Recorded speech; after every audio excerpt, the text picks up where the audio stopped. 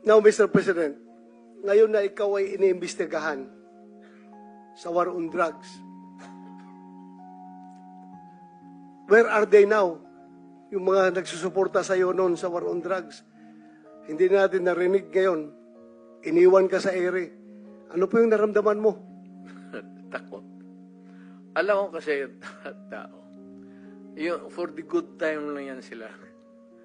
Yung mga crisis kang ganito, wala ka namang kaibigan. Tama naman sabihin ng tao na, bakit kami may utang na loob sa iyo? Bayad ka. Trabaho mo yan. Tama yan. In theory, tama yan. Tama sila. Kayong mga pulis. Ikaw. Pati ako.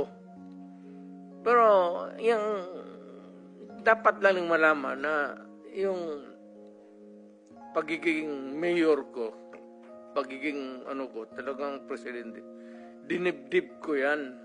Wala akong agenda. Wala akong dinagdag na baski isang poste sa bahay ko. Wala akong bagong kotse. Hindi ako nakatikim ng Mercedes-Benz. Dinibdib ko talaga ang trabaho ko para sa bayan ko.